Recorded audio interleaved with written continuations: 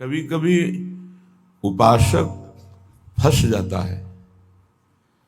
सामने वाले को प्रसन्न करने की चेष्टा में कभी कभी उपासना में बाधा खड़ी हो जाती है। ये कैसे संतुष्ट होगा? ये बहुत बड़ी कमी है। इसी को कहा गया है दया बिना साधु कसाई, और दया करी तो आफत आई। सामने वाले को परमार्थ का उपदेश करके दूर हट जाना चाहिए। वो पकड़े परमार्थ को तब तो उसको निकाला जा सकता है, और यदि कहीं कि इसको संतुष्ट करके निकाला जाए तो वो कभी संतुष्ट नहीं हो सकता। ऐसी नीच वृत्ति होती। जितना आप उसको निकालने की चेष्टा करेंगे उतना ही वो आपको दलदल में धंसाता जाएगा। ये प्रकृति का सिद्धांत है, इसलिए उपासक को निरपेक्ष रहना चाहिए, किसी की अपेक्षा नहीं रखनी चाहिए। ये अनुभूत बात कह रहे हैं। जो संतों से अनुभूत है वही हृदय में अनुभव में आता है। उपासक को यदि कभी ऐसा अवसर मिले कि किसी को भगवत मार्ग में बढ़ाना है तो वो ये ध्यान रखे कि हमें अपने को बचा करके इसको निकालना है। कहीं उसके मन की संतुष्टता के द्वारा हम परमार्थ निरूपण करेंगे तो वो कभी नहीं निकल पाएगा, क्योंकि उसका मन ये समझ जाएगा कि हमारे अनुकूलता को लेकर ये विचारवान है, हमारी अनुकूलता के लिए, बस वो आपको रौंद देगा। और परमार्थ का उपदेश दिया और निरपेक्ष हो गए और वो आप पर आसक्त होता चला जा रहा है, वो निकल जाएगा। त्रुटि यही हो जाती है उपासक से कि इसको कैसे संतुष्ट करूं, वहीं उसका पतन हो जाता है। पतन अपने आराध्य देव का चिंतन छोड़कर मांस के लोथड़े शरीरों का चिंतन होने लगता है। ये कैसे राजी रहे, वो कैसे राजी रहे, परिवार कैसे राजी रहे, भगत कैसे राजी रहे। निकले थे हरि को राजी करने के लिए और हो गया प्रपंच को राजी करना। ये बहुत सूक्ष्म बात है। ये शास्त्र सम्मत और हृदय सम्मत बात है, दोनों की अनुभूति। यदि भगवत मार्ग में आगे बढ़ना है तो किसी को संतुष्ट करने का भाव खत्म कर दे। शास्त्र सम्मत उपदेश है, पकड़ना है पकड़ो, नहीं पकड़ना है तो डूबो। तभी आप परमानंद का अनुभव कर सकते हैं, नहीं तो आपको फंसा लिया जाएगा। ये सूत्र उड़िया बाबा का है, दया बिना साधु कसाई, और दया करी तो आफत आई। बीच में समझो, दया नहीं तो साधु कैसा, और दया की तो फंस गए। तो कौन सी दया आपका परम कल्याण में सहयोग कर सकती है?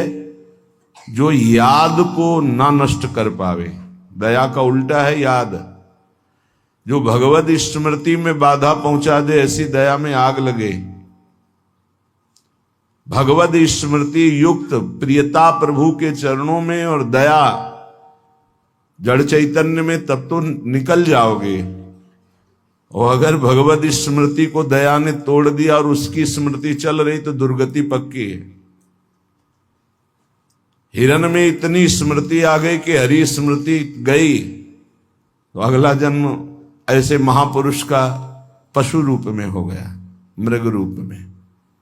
तो बहुत सावधानी का ये परमार्थ मार्ग है।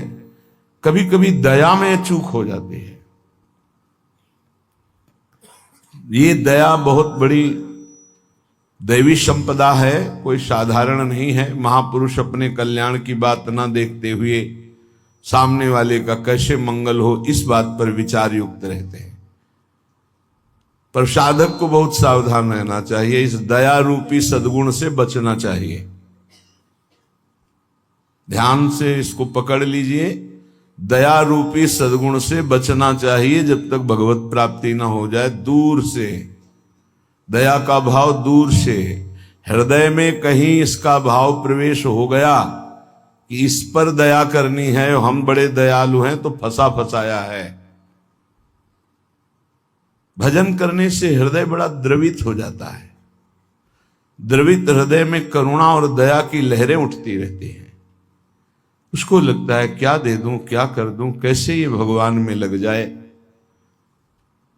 अच्छी बात है, पर व्यवहार में ये तुम्हारी बात कोई जान गया कि तुम इतने दयालु हो तो दुरुपयोग कर देगा, तुम्हारी इस दया का दुरुपयोग हो जाएगा। बहुत अच्छे से इसको समझ के बोल रहे हैं। इसलिए चाहे गृहस्थ हो चाहे विरक्त हो, यदि भगवत प्राप्ति करनी है तो दया रूपी सद्गुण को हृदय में दबा दो। बाहर से निरपेक्ष और उदासीन रहो। जब कभी भगवान ऐसी सामर्थ्य दे तो निरपेक्ष होकर के उससे कोई आसक्ति न रखते हुए उपदेश कर दिया और दूरी बनाए। नजदीकी बनाया तो फंसे, ये ऐसे है प्रपंची। नजदीकी बनाया तो फंसे, और फंसे तो तुम्हारी निंदा ये करेंगे, तुम्हारे ही विपरीत चलेंगे। बहुत सावधान।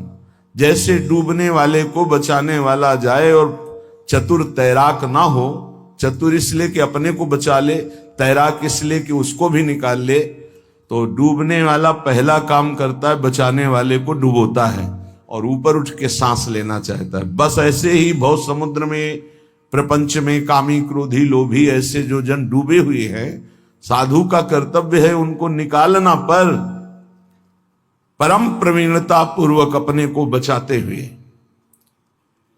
नहीं तो पक्का डूब जाएगा। पक्का अनुभव की बात है। संतों की जो बातें होती वो छाती की बातें होती, पढ़ी लिखी बातों में उतना प्रभाव नहीं पड़ता जितना हृदय की अनुभूत बातों पर पड़ता है।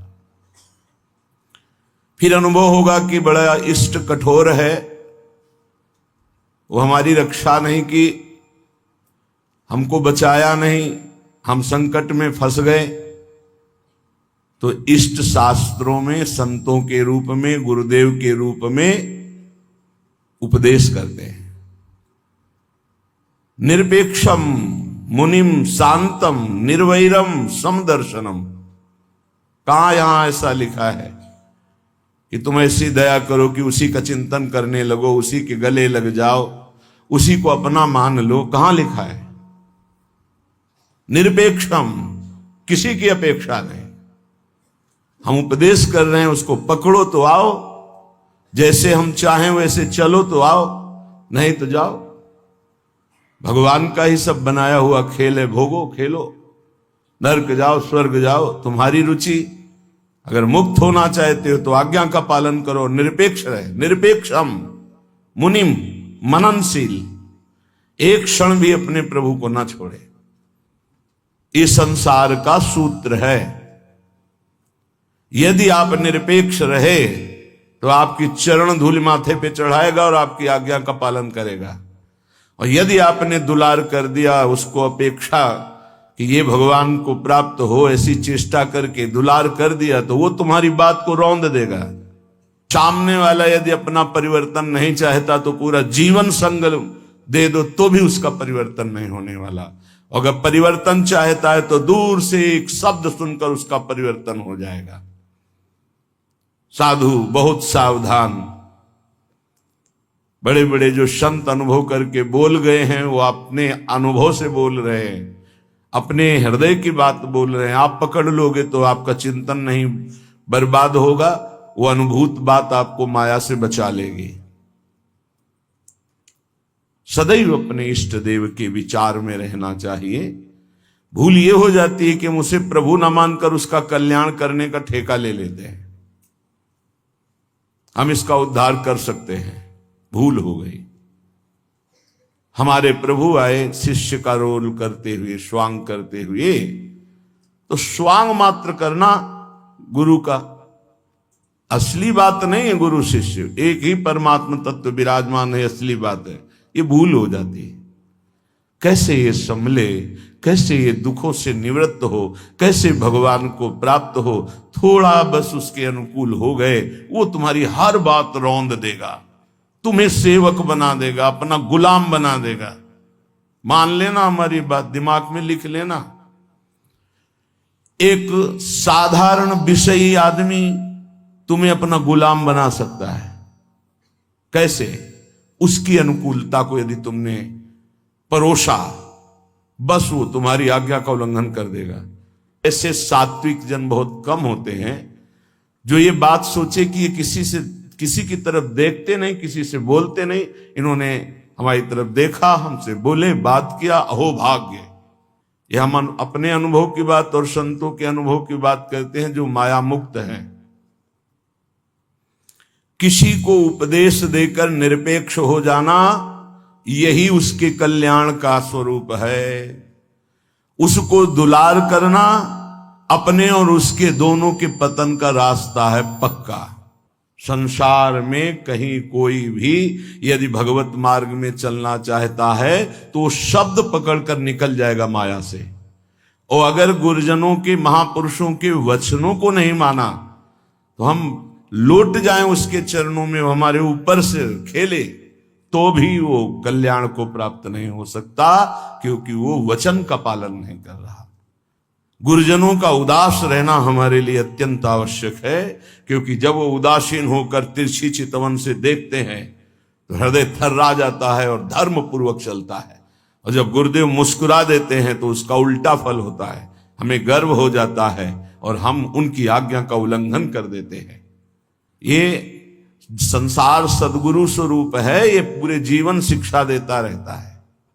इसलिए हम बैरागी, भगवत मार्ग के अनुरागी या गृहस्थ में जो वैष्णवजन हैं, उनको ये जो दूसरों को उपदेश देना, दूसरों के कल्याण का ठेकेदार बन जाना, ये बहुत ही घातक खेल है।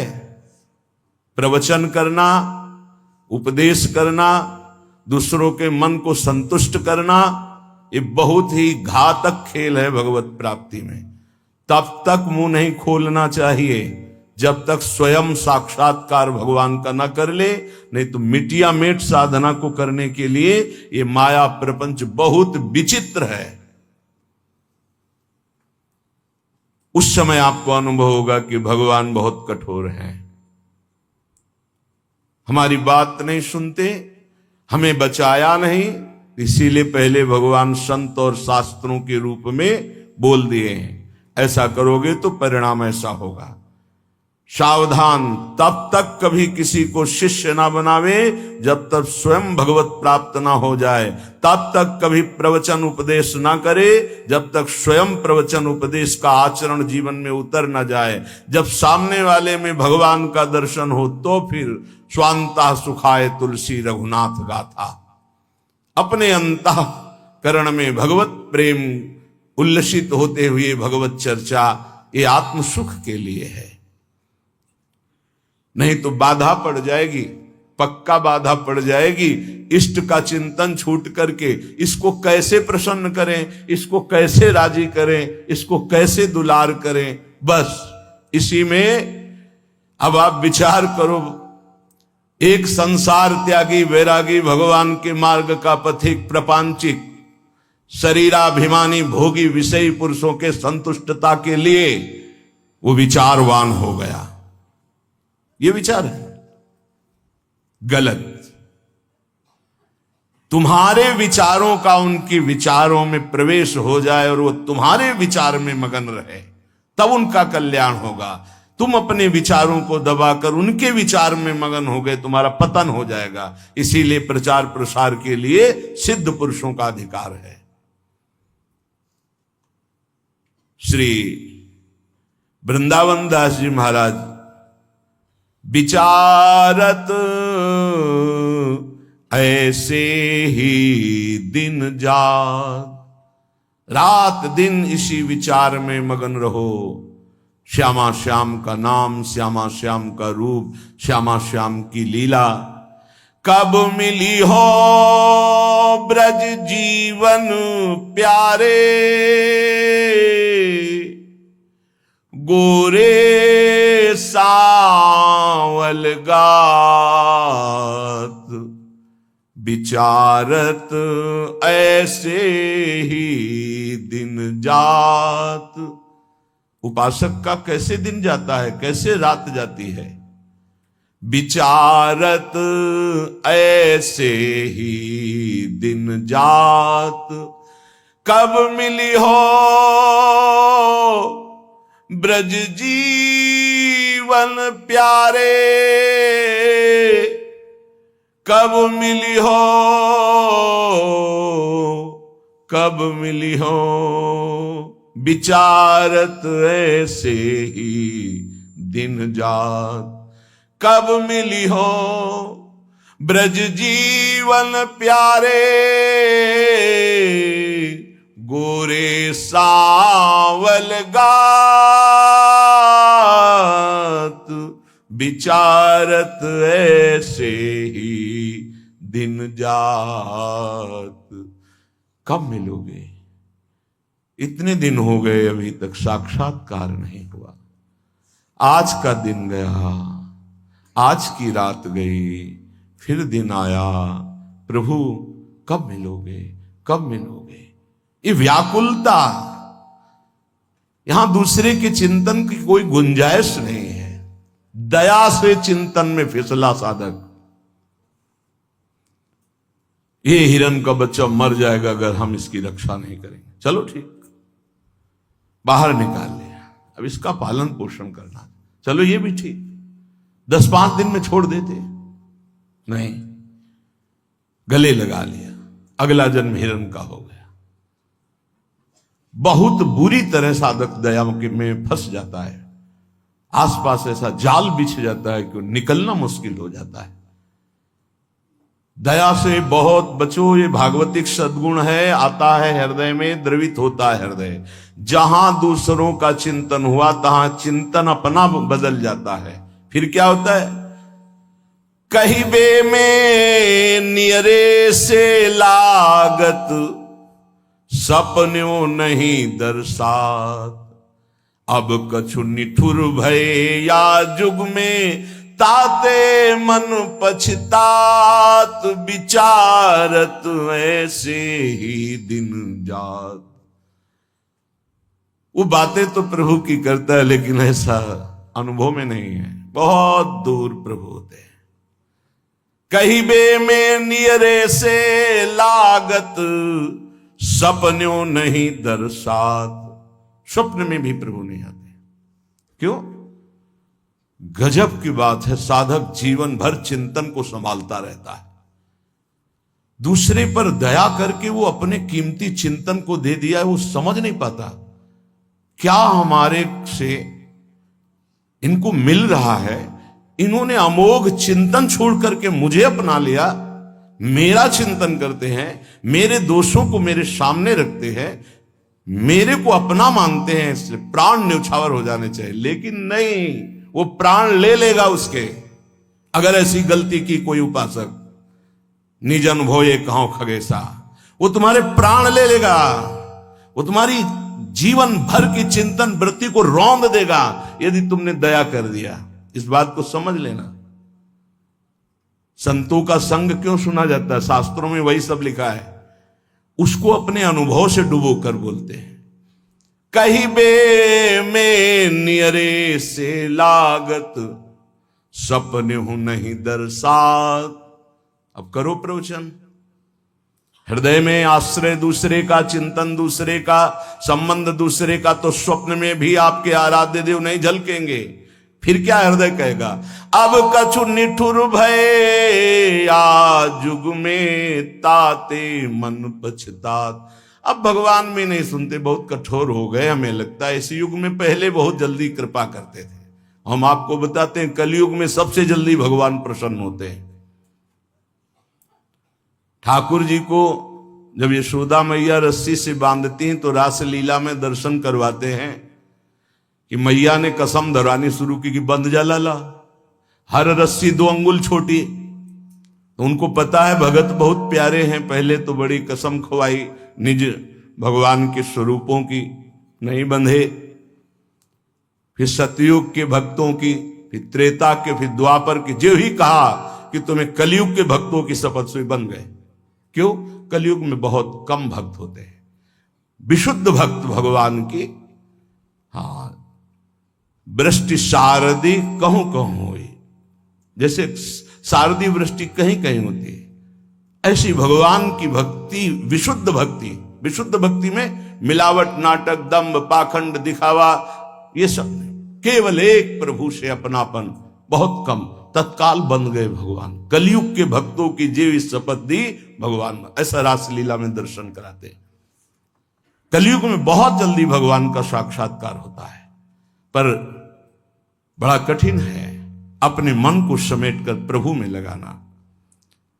करुणा निधि के ही भांति कहावो, सुनत नहीं सकुचार। एक बात मान लेना, हमारे प्रभु तक आवाज उसी की पहुंचती जिसका केवल प्रभु से संबंध है। अगर दूसरा कोई है तो आवाज नहीं पहुंचेगी, तुम्हारे हृदय में ही बैठेंगे, नहीं सुनेंगे। आवाज पहुंचती है जब केवल प्रभु रहते। जैसे द्रौपदी जी, जब तक कोई और था, अपना बल था, तो आवाज नहीं निकली। क्या द्रौपदी जी के हृदय में भगवान का चिंतन नहीं होता क्या? महाभारत में लिखा है, जो ही दुशासन आया तो भगवान का चिंतन चल रहा था, क्योंकि महाभागवत कोई ऐसा नहीं कि श्री कृष्ण का विस्मरण था, लेकिन बल था पांडवों का, बल था औरों का, पुकार नहीं हुई, पुकार नहीं हुई। महाभारत प्रसंग में पढ़ के देख लेना, जो ही दुशासन गया उस समय द्वारिकाधीश भगवान के चिंतन में बैठी थी, क्योंकि रजस्वला थी। बल था कि ये सभा में ले जाएगा, 5 पति हैं, भीष्म आदि महापुरुष, आश्रय अन्य होने के कारण वो केवल अंदर चिंतन चल रहा था, पुकार नहीं हुई थी। बहुत सावधानी से समझने का विषय। जब सब बल छूट गया तब उन्हीं का जो हृदय में चिंतन हो रहा था, जो ही पुकार हुआ तो चमत्कार हो गया, वस्त्रावतार भगवान का हो गया। इसलिए करुणानिधि हैं, पर वो सुनेंगे नहीं जब तक आपका कोई और है। ये बहुत जल्दी फोन नंबर लग जाता है हमारे ठाकुर जी से। नंबर है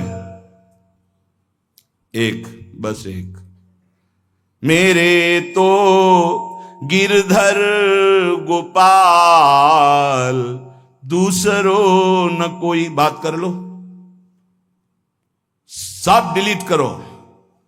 सबकी ममता ताग बटोरी, मम पद मन ही बांध बर डोरी। कनेक्शन, जय जय, तुरंत उत्तर मिलेगा। हाँ बोलो, आपने कनेक्शन नहीं फैला। कनेक्शन तो जननी जनक बंधु सुत दारा, तन धन धाम सुरद परिवारा। तो इनसे बात करो, हरि से कैसे होगी? हरि से बात करने के लिए एक ठसक हमारे माई श्यामाजू को राज, एकमात्र प्रियाजू से अपनापन। तो अभी बात कर लो। लेकिन धिक्कार है हमारे मन को, हमारी इंद्रियों को, हमारी बुद्धि को बड़े परमार्थ के बहाने से चुराती माया। माया कोई विपक्ष बन के थोड़ी आती है, नहीं तो साधक विपक्ष को पहचान के फौरन अपने को बचा ले, वो भी चतुर खिलाड़ी है। पक्ष बन के आती है, हम इसका कल्याण कर देंगे, ये हमारी सेवा में है, ये इसका मंगल होना चाहिए। मार देगी। विपक्ष सेवा के बहाने से घुसता है और फिर मार देता है। ये बात ध्यान रखना, पकड़ लो हमारी बात को। एक परमहंस जी हमें मिले, वो आर्मी में मेजर थे, बाद में संत बने। बहुत ही अष्टपुष्ट शरीर, हमसे एक बीता लंबे, भारी त्रिशूल हाथ में रखते थे। गौ रक्षक, हजारों गौओं को ट्रकों से छुड़ाया था। तो विपक्ष मूड मुड़ा के सफेद अचला, सफेद ऊपर, साष्टांग दंडवत उनके आश्रम में। महाराज हमारी गौ भक्ति बहुत जोर की, कसाई था, आपका शिष्यत्व स्वीकार करने आए, जो आपका नाम सुना, आपकी गौ भक्ति, तो उनका भैया बड़े भाग्य हैं आपके, बस हमें केवल गौ सेवा करनी है, आप अपनी गौ सेवा में रख लो। हजारों लाखों गौएं थी और इतनी नम्रता 1 साल में की कि सेवा में आ गया, शरीर सेवा में। हर बार साष्टांग दंडवत, हर बार जे भी, बस उसने ये स्वांग ही रचा था, जे भी शरीर सेवा में आया 2-3 दिन के अंदर वो रात्रि में दूध लेते थे 2 लीटर गाय का, उसी में जहर, जे ही पिया दूध से तुरंत अंदर, वो बड़े भागवतिक थे, तुरंत अंदर आया, तुम्हें जहर दे दिया गया। बुलाया, कहां है वो? गायब, है ही नहीं। 5 लीटर गौमूत्र पिया, हमसे एक बीता लंबे से, बस उनको यही समझ में गाय बचा सकती है। 5 लीटर जी हुई गौमूत्र पिया, 5 मिनट में ही इतनी उल्टियां हुई कि सब बाहर। थोड़ी देर के लिए मूर्छित रहे, कोई डॉक्टर की जरूरत नहीं पड़ी और ठीक हो गए। एक तो भागवतिक दिव्य श्रद्धा उनकी, दूसरी गौमूत्र ने उनको बहुत सी उल्टियां करा दी। 5 लीटर, ढक्कन 2 ढक्कन की बात, इतनी गर्मी, 5 लीटर मतलब बार बार उल्टियां, तो सब बाहर निकल गया। और सामर्थ्यशाली भगवत चिंतन परायण गया न सेवा के मिस से। विपक्ष कभी विपक्ष बनकर नहीं आता, मित्र बनकर आता है। ऐसे ही साधक पक्का समझ ले, माया विपक्ष, वो मित्र बन करके आएगी, वो आपकी सेवा में से आएगी, हाथ जोड़ के आएगी और रौंद कर पैरों से चली जाएगी। कागज में लिख लो, दिमाग में लिख लो। कैसे जानोगे माया विपक्ष आ गई हमारी सेवा में? जिसके संग से प्रभु का चिंतन छूटे और उसका चिंतन बनने लगे, चाहे जिस भाव से हो, चाहे दया से हो, प्यार से हो, दुलार से हो, किसी बात से हो, बस समझ लेना ये विपक्ष है, अपना पक्ष नहीं। क्योंकि जिसके संग से प्रिया प्रीतम की स्मृति निरंतर चले वो तो अपना पक्ष, और जिसके संग से प्रिया प्रीतम का स्मरण चला जाए और उसकी स्मृति आ जाए तो जाके प्रियन राम वैदेही तजिए ताहे कोटि वैरी सम जद्यप परम स्नेही, परम स्नेही का रूप लेकर के आते। बहुत सावधान उपासक को रहना चाहिए, नहीं तो करुणानिधि